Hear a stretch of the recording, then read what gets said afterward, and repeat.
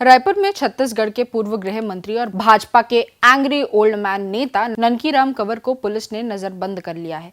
वे अपने ही सरकार के खिलाफ मुख्यमंत्री निवास के बाहर धरने पर बैठने वाले थे।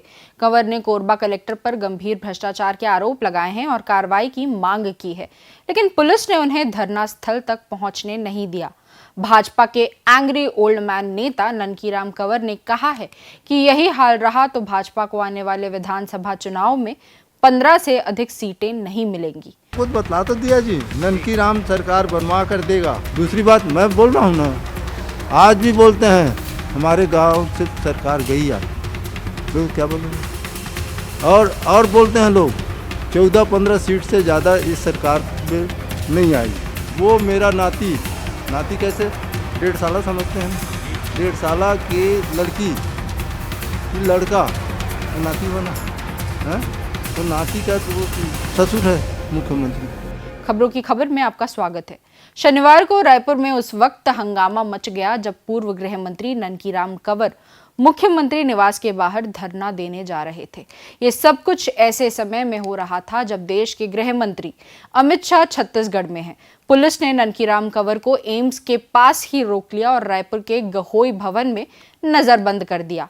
सूत्रों के मुताबिक कंवर पुलिस की रोक के बावजूद बाहर निकलने की कोशिश करते रहे। उनका कहना था कि अगर यही रवैया जारी रहा तो अगली बार भाजपा की सरकार नहीं बनेगी। उन्होंने ये भी कहा कि जनता अब बोल रही है कि भाजपा को अगली बार 15 सीट से ज्यादा नहीं मिलेंगी।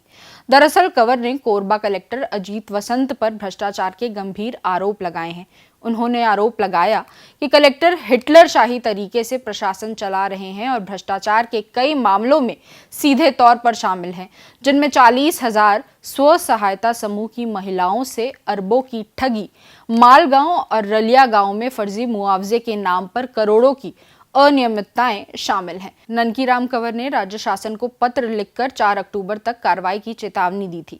कार्रवाई न होने पर वे 5 अक्टूबर को रायपुर में धरना देने पहुंचे।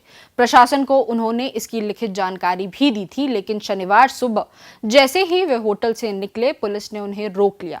सीजी खबर ने ननकीराम कंवर से बातचीत कर पूरे मामले को समझने की कोशिश की। व्यवस्था के खिलाफ आक्रोश व्यक्त करने के लिए एक जमाने में बॉलीवुड में एक किरदार रचा गया था जिसे कहते थे एंग्री यंग मैन।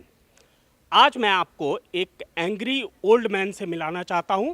मैं उन्हें एंग्री ओल्ड मैन इसलिए कह रहा हूं क्योंकि न केवल वो बहुत उम्रदराज हैं बल्कि राजनीति में भी वो बहुत वरिष्ठ हैं। मैं बात कर रहा हूं छत्तीसगढ़ के पूर्व गृह मंत्री, भारतीय जनता पार्टी के कद्दावर नेता ननकीराम कंवर की।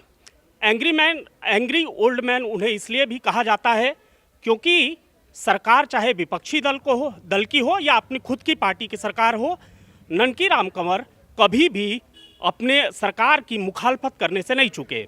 आज फिर एक बार ननकीराम कंवर विष्णुदेव सरकार के खिलाफ धरना देने के लिए मुख्यमंत्री निवास के सामने धरना देने के लिए जाना चाह रहे थे, लेकिन फिलहाल उनको रायपुर में एम्स के पीछे एक इलाके में नज़रबंद करके रखा गया है। हम बात करेंगे ननकीराम जी से। ननकीराम जी, आपका बहुत बहुत स्वागत है। मुझे ये बताइए कि आप लगातार जो अपनी ही पार्टी की सरकार रहती है या विपक्षी दल की भी सरकार रहती है, तो आप सरकारों के खिलाफ लगातार मुखर रहते हैं। इस बार आपकी नाराज़गी का मुद्दा क्या है? देखिए, सबसे पहली चीज़ तो ये है कि यहाँ जो कलेक्टर आया है कोरबा में, वो न तो किसी को पहचानता, किसी के बारे में जानता, और मेरे जैसे आपने बताया कि सीनियर लीडर हूँ, सीनियर लीडर के साथ में किस तरह से व्यवहार करना चाहिए उसको समझ में नहीं है। और रहने को लगता है कम्युनिस्ट पार्टी का है या कौन सी भी पार्टी का है, वो अलग बात है, लेकिन यहाँ बिहार से पोस्टिंग हुआ है और पता नहीं कैसे IAS अफसर हो गया है। मुझको शंका भी होता है, क्योंकि आपने PSC का घोटाला सुना है, मैंने ही किया था। कितने लोग जेल गए हैं, वहाँ के अधिकारी लोग भी गए हैं। तो इस तरह से क्या बोलते हैं, उनका व्यवहार, मैंने कह दिया कि भाई अब इस तरह से व्यवहार करोगे तो मैं आपके ऑफिस आऊँगा ही नहीं। एक कलेक्टर के यहाँ एक पुराना विधायक कह सकते हैं या मंत्री कह सकते हैं, इस तरह से बोलना भी उचित नहीं है, लेकिन क्या करेंगे, ऐसे वातावरण ही तैयार कर दिया कलेक्टर ने। तो मैंने उनको बोल दिया, मैं कहें अब किसी समस्या को लेकर के किसी भी व्यक्ति को नहीं लाऊंगा। यानी वो बोलते थे कि आदमियों को क्यों लाते हैं, कलेक्टर को क्यों उससे आरती करने के लिए जाएगा क्या, जी। कि कोई समस्या लेकर जाएगा। तो इस तरह से व्यवहार। तो ये उसके बाद यहाँ तक के एक कनकी गांव में एक व्यक्ति के किसान के बेजा कब्जा नहीं किया था, उसको तोड़ दिया। उस दिन मैं गया था वहाँ, तो वहाँ भी मैं जिस तरह से व्यवहार करना चाहिए वो गलत किया था। बेजा कब्जा नहीं था। उसके बाद पटवारी लिखा है उसमें कि ये बेजा कब्जा नहीं है, उसको तोड़वा दिया। उसके बाद उसका पेट्रोल पंप को भी सीज करवा दिया। पेट्रोल पंप सीज कलेक्टर को पावर नहीं है, चाहे गलत है। शासकीय ज़मीन में बनाया है कहकर वो शासकीय ज़मीन में पटवारी लिख कर दिया है, वो शासकीय ज़मीन में नहीं। इस तरह से जो कलेक्टर व्यवहार करेगा, क्या पब्लिक के लिए हम लोग सुनते रहेंगे क्या? कम से कम मैं तो नहीं सुन सकता।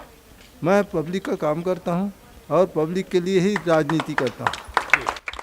ननकीराम जी, मुझे ये बताइए कि इस मुद्दे को लेकर के क्या आपकी मुख्यमंत्री से भी कोई बात हुई है क्या? ऐसा मीडिया में तो चर्चा है कि देखिए, माननीय मुख्यमंत्री जी को भी हमने कहीं ना कहीं किसी न किसी मुद्दा में कलेक्टर के बारे में बात किया। दूसरी बात ये बतलाइए, एक कलेक्टर है, किसी का मकान तोड़ने का अधिकार नहीं है उसको, लेकिन आज तक कलेक्टर के विरुद्ध में कोई कार्रवाई नहीं हुई है। ये सबसे आज ताजुब की बात है ना। उस गांव में पैसा नहीं दिया, कंपनसेशन नहीं दिया, जबकि मैं मंत्री था छत्तीसगढ़ में। उस समय हमने कहा है कि क्या बोलते हैं, कानून बनाया कि पैसा भी दोगे, उनको नौकरी भी दोगे जिसकी ज़मीन लोगे, और बिना पैसा दिए मकान को तोड़वा दिया जाकर पुलिस लेकर के। तो ये क्या उचित है? उसको जेल नहीं जाना चाहिए।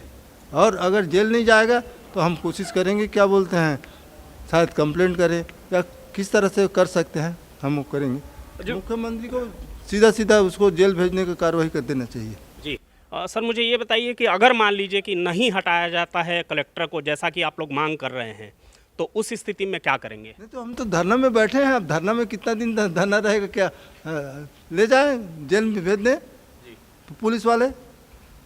अच्छा, मैं एक बताऊं, जी, केंद्र शासन ने जितना पब्लिक के लिए किया है, एक काम बता दे ये सरकार, चाहे वो मुख्यमंत्री हो चाहे हमारी पार्टी के लोग हों, ये बतलाइए आज फ्लोरोमैक्स में क्या हुआ आप जानते हैं? किसी अधिकारी किसी उसको कार्रवाई किया? किसी अधिकारी ने उसमें समझ के हिसाब से काम किया क्या? फ्लोरोमैक्स में कितने लोगों को बर्बाद हुए हैं, जबकि केंद्र शासन का क्या था, गरीब आदमी आगे बढ़े, उसका पालन क्यों नहीं हुआ है? और आपको मैं बताऊं, महिला क्या महतारी बंधन, उसमें 1,000 मिल रहा है, और ये सरकार बिजली बिल में कितना वसूल कर रहा है मालूम है? मालूम है कि नहीं है? बताओ ना आप। हाँ? अब नहीं बताते सर तो आप नहीं बता रहा हूँ मैं। जी जी, मैं कम से कम कुछ नहीं तो जो 200 300 400 रुपये आता था वो 1000 से ऊपर जा रहा है, 2000 4000 से ऊपर जा रहा है। ये सरकार का काम है क्या?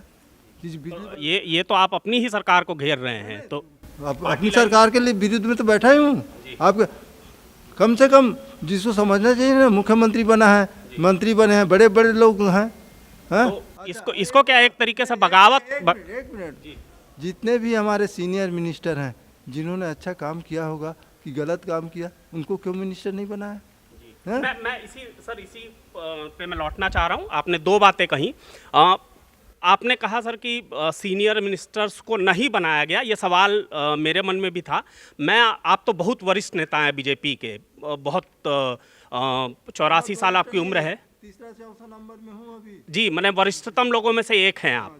सर मुझे ये बताइए कि ये जो परिपाटी अभी शुरू हुई है मेरी समझ से 2014 के बाद, कि पहली बार के विधायक को मुख्यमंत्री बना दिया जा रहा है, पहली बार के विधायक को मंत्री बनाया जा रहा है, जो पहली बार चुनाव जीता दूसरी पार्टी से आकर के जीता उसको तक मंत्री बना दिया जा रहा है। तो आपको क्या लगता है कि राजनीति में अब अनुभव, वरिष्ठता, इसकी कोई कीमत नहीं रह गई है? आप इतना से अंदाज लगा सकते हैं, जिस समय मैं खाद्य मंत्री था, मालूम था, एक चला था, ननकी के समय में कनकी नहीं चलेगा। मतलब व्यापारी ज़्यादा कनकी मिलाते थे, मैंने उसको मना किया था, बंद करवाया। और उसके बाद मुझको इस मिनिस्टर ने, कौन मिनिस्टर, चीफ मिनिस्टर ने उनको मंत्रिमंडल से, हैं ना, उसको मैं नाम लेना नहीं चाहता यार, हाँ, ऐसे मंत्री ने मुझको मंत्रिमंडल से हटा दिया।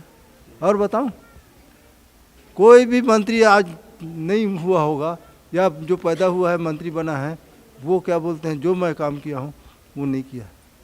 गृह मंत्री में मालूम है आपको, मेरे समय में अपराध लगातार 5 साल नहीं बल्कि 7 साल तक दूसरा मिनिस्टर बन गया ना, तब तक के अपराध में कमी होता गया था। और मध्य प्रदेश में माननीय मुख्यमंत्री कौन थे, शिवराज जी, नहीं पटवा जी के पुरानी समय बात में कर रहे हैं जी। टेबल ठोक कर मानते थे। देखो मेरे मिनिस्टर में, हाँ, सकल घरेलू उत्पाद एग्रीकल्चर में 27% आया था। अगर पहले आया होगा तो नहीं बताते। ये दूसरा आदमी है कि 27% अच्छा उत्पादन हुआ है, ठीक है। तो ऐसे ऐसे काम किए हैं, अब उसको ये ना समझें तो मेरी गलती है क्या।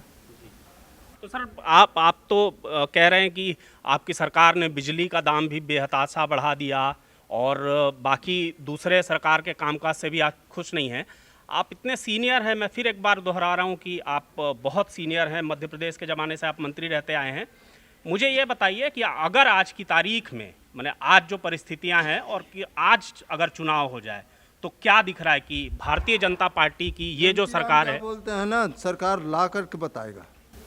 ननकीराम में इतना तो कम से कम लोगों को समर्थन है। आज तो बताओ, मैं आने के लिए मना किया हूँ, इसलिए मना किया हूँ कि यहाँ की व्यवस्था बहुत महंगा होता है ना। तो मैं कहें जितने लोग हैं कम से कम दरख्वास्त दे सकते हैं, जो दरख्वास्त देंगे वो आ जाए। हम दरख्वास्त को मुख्यमंत्री को बतलाएंगे, मुख्यमंत्री काम नहीं करेगा तो हमारे पास आगे जगह है काम करने का। जी, लेकिन आपने मेरे सवाल का जवाब नहीं दिया। मैंने पूछा कि अगर आज की तारीख में चुनाव हो जाता है तो क्या भविष्य देख पा रहे हैं, क्या ये सरकार लौटेगी? मैं आपको तो बतला तो दिया जी, ननकीराम सरकार बनवा कर देगा। और इतना ताकत है ननकीराम के कि आज भी मैं, जो भी व्यक्ति आता है, कम से कम आज मैं मिनिस्टर नहीं हूँ, हाँ, घर में कम से कम रोज़ 2 बजे 3 बजे खाना खाता हूँ। इतने लोग आते हैं और सबका काम रायपुर आते हैं तो ज़रूर क्या बोलते हैं, हाँ तो गाड़ी लाए। मेरे गाड़ी में 4000 रुपये खर्च नहीं कर सकता भाई, जितना में उनको पेंशन मिलता है ना, गौ सेवा, और हाई ये स्कूल, एक स्कूल सरस्वती शिशु मंदिर का स्कूल चलाता हूँ, मिडिल स्कूल। और मुझको कहने में शंका नहीं है, उस सरस्वती शिशु मंदिर में फर्स्ट सेकंड अभी लड़के लोग आए हैं, कोई भी क्लास का होगा लेकिन आया तो बंधवा माटा का छोटा गांव है, उसमें फर्स्ट सेकंड टॉप कर रहे हैं इसमें प्रदेश में। तो सर मुझे और आपने एक मुद्दा तो गिनाया कि जैसे बिजली बिल की बढ़ोतरी के कारण सरकार के खिलाफ लोगों में नाराजगी है, ऐसे और कौन कौन से मुद्दे हैं जिनको लग रहा है कि सुधार करने की जरूरत है? देखिए अब मैं लिख कर तो लाया नहीं ना, लेकिन चर्चा में आम चर्चा में आज लोग यही कह रहे हैं, ये सरकार के विरुद्ध में मुझे ज़्यादा बोलने की ज़रूरत नहीं है, हैं, आप पब्लिक से पता कर लीजिए ना। दूसरी बात मैं बोल रहा हूँ ना, आज भी बोलते हैं हमारे गांव से सरकार गई आपकी, लोग क्या बोलोगे। और बोलते हैं लोग 14-15 सीट से ज़्यादा इस सरकार में नहीं आएगी। और नहीं तो इन लोगों से पूछे ना, ये तो बड़े अनुभवी लोग हैं जो आए हैं। अब ये देखिए एक सरपंच है, अब वो सरपंच पूरा काम किया है, पैसा नहीं दे रहा है कलेक्टर, तो किसका ट्रांसफ़र होना चाहिए, कलेक्टर को होना चाहिए ना। अब इसको अब हम आपके माध्यम से बतला रहे हैं कि ऐसे कलेक्टर को कलेक्टर रखना चाहिए क्या, उसको तत्काल कहीं न कहीं लेकर के अंदर कर देना चाहिए। अब वो सरपंच काम की है, पैसा खर्च की है, हाँ, चाहे सरपंच कहीं से, उसको पैसा पहले नहीं मिला और अभी भी नहीं मिल रहा है, तो क्या उससे पूछ लीजिएगा। तो आप क्या कहेंगे सरकार के विरुद्ध में, हैं? क्या आपके मुख्यमंत्री क्या है, हैं? अब मैं कहता हूं तो मेरा रिश्तेदार है, श्रीमती बोलती है ऐसा मत बोला करो। तो मुख्यमंत्री क्या सच में आपके रिश्तेदार हैं? हाँ? मुख्यमंत्री रिलेटिव हैं आपके? बता मेरी तो जानकारी में नहीं है। नहीं बता तो रहा हूँ जी, बताऊँ। जी वो मेरा नाती कैसे 1.5 साल समझते हैं ना, जी जी 1.5 साल की लड़की की लड़का, वो नाती हुआ ना, जी। है तो नाती का तो वो ससुर है मुख्यमंत्री। मतलब कोई संपर्क साधने का प्रयास हुआ है क्या? आज देश के गृह मंत्री बस्तर में हैं और इसलिए शायद लोग व्यस्त हैं, मुख्यमंत्री और नहीं, अभी तो गृह बोले हैं, मंत्री। क्यों क्या बोलते हैं आप, हम आकर से आपसे माननीय अध्यक्ष जी भी बोले हैं, माननीय मुख्यमंत्री जी बोले हैं आपसे चर्चा करेंगे। रात को चर्चा हुई है उनसे, हमने कहा एक काम है हमारा, सिर्फ उसको कलेक्टर का ट्रांसफ़र, हाँ कार्रवाई तो खैर शायद नहीं करेंगे, हाँ क्यों कलेक्टर कुछ भी कर सकता है, ये हाल है। सर आपने हमसे बात की उसके लिए बहुत बहुत धन्यवाद आपका। ननकी राम जी का ये तेवर नया नहीं है, वो पहले भी इस तरह के तेवर दिखाते रहे हैं। अब देखना ये होगा कि अब आगे इस मामले में क्या होता है, क्या कलेक्टर पर कार्रवाई कर सरकार उनकी मांगों को मानेगी या ये सरकार और ननकी राम कंवर के बीच का जो खिंचाव है ये और लंबा चलेगा। कैमरामैन प्रवीण के साथ राघवेंद्र सिंह, सीजी खबर। देखिए, इस संबंध में कांग्रेस ने कोई विचार नहीं किया है, न ही उनसे बात हुई है, न उनसे चर्चा हुई है। हाँ, लेकिन ननकी राम कंवर भारतीय जनता पार्टी के वरिष्ठ नेता है, आदिवासी नेता है और वो अपनी कोरबा की जनता की हक अधिकार के लिए लड़ाई लड़ रहे हैं अपनी सरकार के खिलाफ। ये बड़ा हिम्मत वाली बात है। और मुख्यमंत्री निवास के सामने धरना देना, क्योंकि भारतीय जनता पार्टी में लोकतंत्र नहीं है, लेकिन पहली बार एक वरिष्ठ नेता ने हिम्मत दिखाकर सीएम हाउस के सामने धरना देना, मतलब कि ननकी राम कंवर इस सरकार को आईना दिखाने का काम किया है कि सरकार सिर्फ लूट खसोट, आम जनता के लिए कोई सुनने वाला नहीं है, प्रशासनिक आतंकवाद, सरकार भगवान भरोसे चल रही है, किसी की सुनवाई नहीं हो रही है, इसलिए इस वरिष्ठ नेता को धरना देना पड़ रहा है। मतलब इससे बड़ा दुर्भाग्य क्या हो सकता है। कंवर का साफ संदेश है कि अगर यही रवैया जारी रहा तो जनता अगली बार भाजपा को अधिक सीटें नहीं देगी। सवाल उठता है, क्या सरकार अपने वरिष्ठ नेताओं की आवाज दबाकर भ्रष्टाचार को दबाने की कोशिश कर रही है और क्या इस कार्रवाई से पार्टी के भीतर भय और असंतोष बढ़ेगा?